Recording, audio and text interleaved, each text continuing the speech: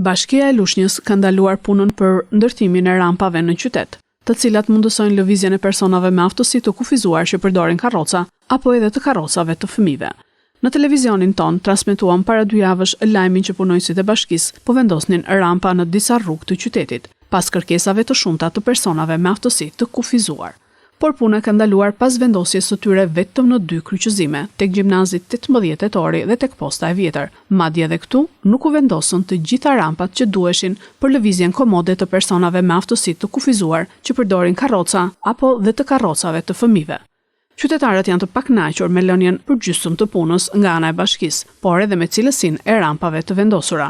Nuk janë të përdorshme, jemi penguar dhe rrëzuar nga ato, thon qytetarët. Si fillim ishte gjëja më e bukur që thamë e shqyqyrë, por mirë që s'po i bëjnë më dhe sidomos këtu ku po rriun të Raiffeisenbank se ka nisur fare, por pragun pse se çojnë zero. Pse e bën ashtu, ajo një lloj dëmtohet, si karroca, si bicikleta, si kjo. Një gjë s'kuptoj unë. Ai inxhiniera, me nder inxhinier, çfarë është ai? Ka tru në kokë nuk ka që çdo prag do të çuar zero, të gjitha pragjet janë me stope.